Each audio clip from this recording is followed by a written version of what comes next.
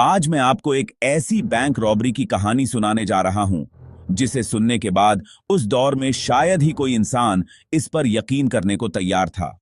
लोग सोच भी नहीं सकते थे कि एक साधारण सा दिखने वाला नाई जो दिन भर लोगों के बाल काटता था, अकेले दम पर पूरे बैंक को चकमा दे सकता है।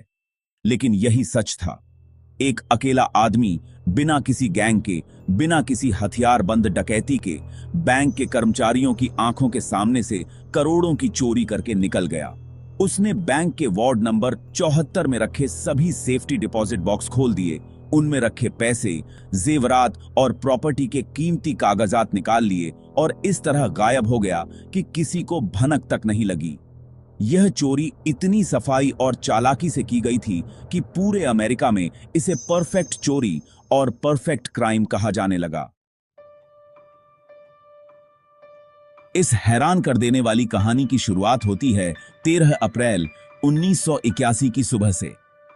अमेरिका के शिकागो के पास एक छोटे से लेकिन बेहद अमीर इलाके बैरिंगटन में मौजूद एक बैंक से सुबह सुबह बैंक का अटेंडेंट हमेशा की तरह बैंक खोलता है और फिर उस वार्ड की तरफ जाता है जहां सेफ्टी डिपॉजिट बॉक्स रखे होते हैं। बाहर से सब कुछ बिल्कुल सामान्य लग रहा था। बैंक के कर्मचारी अपने अपने काम में व्यस्त थे। माहौल रोज जैसा ही था। कुछ ही देर में बैंक के कस्टमर्स आने लगते हैं।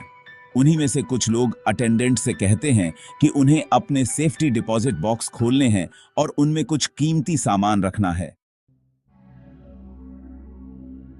अटेंडेंट उन कस्टमर्स के साथ वार्ड के अंदर जाती है। प्रक्रिया हमेशा की तरह होती है। कस्टमर और अटेंडेंट दोनों अपनी अपनी चाबियां निकालते हैं और सेफ्टी डिपॉजिट बॉक्स खोलने के लिए आगे बढ़ते हैं। लेकिन जैसे ही अटेंडेंट चाबी घुमाती है, उसकी आंखें फटी की फटी रह जाती हैं। चाबी लगाते ही बॉक्स का लॉक टूटकर सीधे अंदर गिर जाता है। सामने मौजूद बॉक्स के अंदर एक बड़ा सा होल नजर आता है और जब उसे खोलकर देखा जाता है तो अंदर रखा सारा पैसा और कीमती सामान गायब होता है। घबराहट में अटेंडेंट जोर जोर से चिल्लाने लगती है। उसकी आवाज सुनते ही बैंक के बाकी कर्मचारी और गार्ड्स दौड़ते हुए वार्ड के अंदर पहुंचते हैं। एक एक करके बाकी सेफ्टी डिपॉजिट बॉक्स खोले जाते हैं और फिर जो नजारा उनके सामने आता है उसे देखकर सभी के पैरों तले जमीन खिसक जाती है। पूरे वार्ड में कुल 74 सेफ्टी डिपॉजिट बॉक्स थे और उन सभी को कोई तोड़ चुका था। हर बॉक्स से कीमती सामान गायब था। हैरानी की बात यह थी कि यह काम इतनी सफाई से किया गया था कि बाहर से देखने पर किसी भी बॉक्स पर जरा सा भी नुकसान नजर नहीं आता था। लॉक अपनी जगह लगे हुए थे, जैसे उन्हें छुआ तक न गया हो। लेकिन जैसे ही उन्हें हाथ लगाया जाता, वे अंदर गिर जाते। सबसे बड़ा सवाल यही था कि आखिर चोर वार्ड के अंदर घुसा कैसे। न दीवारों में कोई सुराख था, न जमीन में कोई सुरंग। वार्ड का दरवाजा बाहर से पूरी तरह लॉक था और उस पर किसी भी तरह की तोड़-फोड़ का कोई निशान नहीं था। यह बैंक बैरिंगटन का फर्स्ट नेशनल बैंक था, जो एक फेडरल बैंक की ब्रांच था। उस दौर में ऐसे बैंकों के वार्ड टाइम लॉक सिस्टम से चलते थे। इसका मतलब यह था कि एक तय समय के बाद वार्ड अपने आप लॉक हो जाता था और फिर अगली तय समय से पहले चाहे किसी के पास चाबी क्यों न हो, उसे खोला नहीं जा सकता था। अगर बैंक शाम 5 बजे बंद होता और सुबह 9 बजे खुलता तो इन 16 घंटों के लिए वार्ड को इस तरह प्रोग्राम किया जाता था कि कोई भी उसे नहीं खोल सके। शनिवार को भी यही सिस्टम लागू होता था ताकि रविवार की छुट्टी के बाद वार्ड सीधे सोमवार को खोला जाए। 11 अप्रैल 1981, जो कि शनिवार का दिन था, उस शाम अटेंडेंट वार्ड में सोमवार तक का टाइम लॉक लगाकर चली जाती है। उस वक्त किसी ने सोचा भी नहीं था कि वही फैसला इतिहास की सबसे अनोखी चोरियों में से एक का हिस्सा बन जाएगा। सेफ्टी डिपॉजिट बॉक्स की सुरक्षा बेहद सख्त थी।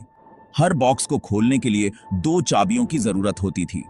एक चाबी कस्टमर के पास और दूसरी बैंक अटेंडेंट के पास। दोनों चाबियां एक साथ लगने पर ही बॉक्स खुल सकता था।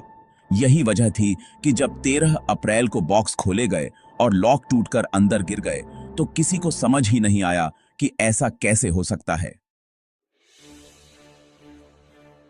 पुलिस को जब सूचना दी गई तो मामला फेडरल बैंक से जुड़ा होने की वजह से एफबीआई भी जांच में शामिल हो गई।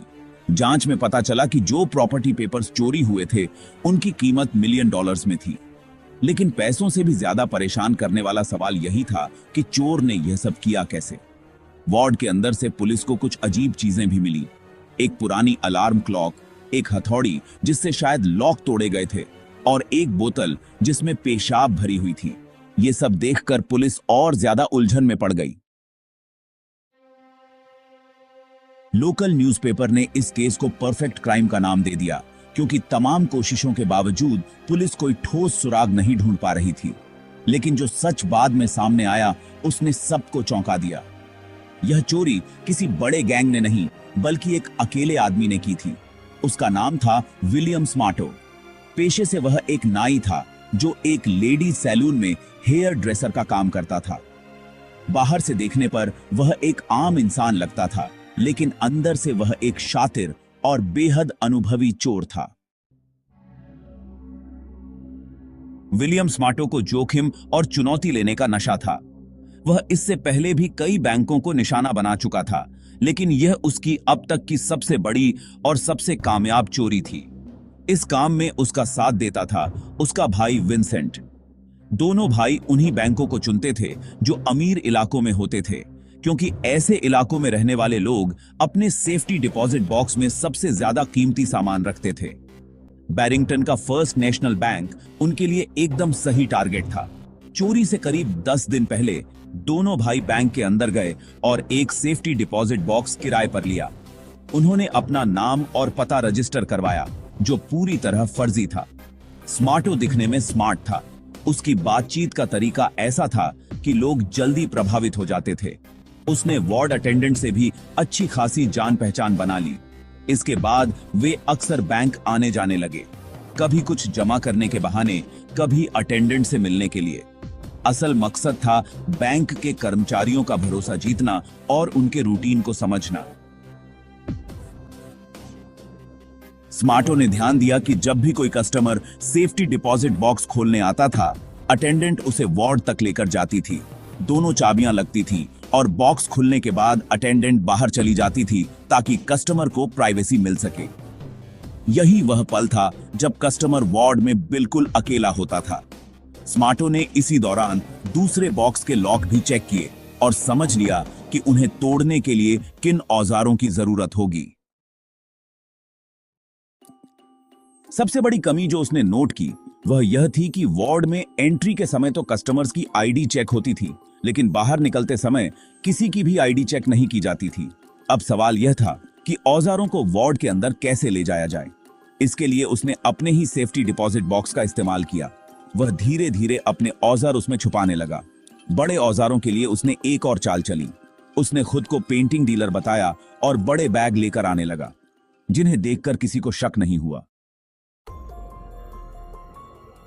एक दिन उसकी नजर वार्ड की फॉल सीलिंग पर पड़ी। वहां मरम्मत न होने की वजह से कुछ गैप थे। उसने वहीं अपने बड़े औजार, टॉर्च, खाना और बाकी जरूरी सामान छुपा दिया। अब बारी थी अलार्म सिस्टम की। बैंक का अलार्म सिस्टम दीवार या जमीन में किसी भी तरह की तोड़ फोड़ पर एक्टिव हो जाता था।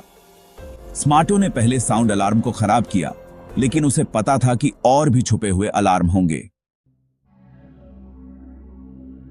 उन्हें ढूंढने के लिए उसने एक अजीब लेकिन जीनियस तरीका अपनाया।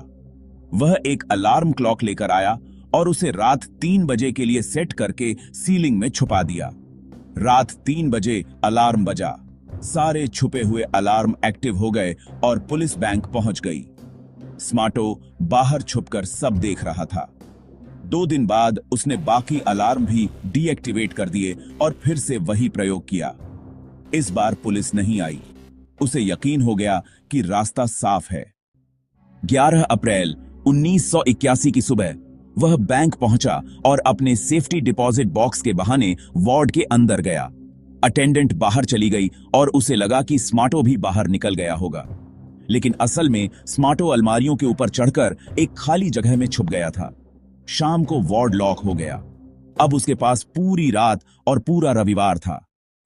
अंधेरे में उसने अपने औजार निकाले और एक एक करके सेफ्टी डिपॉजिट बॉक्स तोड़ने शुरू किए। उसने खास तौर पर बनाए गए स्क्रू का इस्तेमाल किया ताकि बाद में लॉक वापस वैसे ही फिट हो सके। वह बेहद सावधानी से काम कर रहा था, बीच बीच में कॉफी पीता, गिरा हुआ कचरा साफ करता। काम पूरा होने के बाद उसने सारे लॉक वापस लगा दिए, औजार छुपाए और लूट का माल बैग में भर लिया। फिर वह वापस उसी जगह छुप गया। 13 अप्रैल की सुबह बैंक खुला। सब कुछ सामान्य लग रहा था। अटेंडेंट बाहर गई और उसी वक्त स्मार्टो मजदूरों जैसे कपड़े पहनकर कंस्ट्रक्शन के बहाने बैग लेकर आराम से बाहर निकल गया। बाहर उसका भाई विंसेंट कार में इंतजार कर रहा था और दोनों फरार हो गए। यह चोरी सालों तक रहस्य बनी रही, लेकिन 1 साल बाद एक दूसरी बैंक में हुई गलती ने सब उजागर कर दिया। सीलिंग में छुपे स्मार्टो को पुलिस ने पकड़ लिया।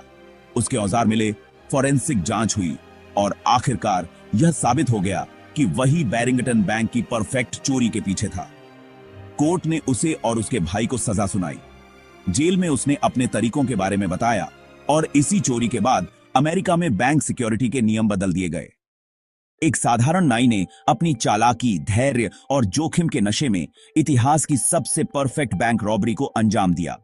यही वजह है कि विलियम स्मार्टो की कहानी आज भी लोगों को हैरान कर देती है।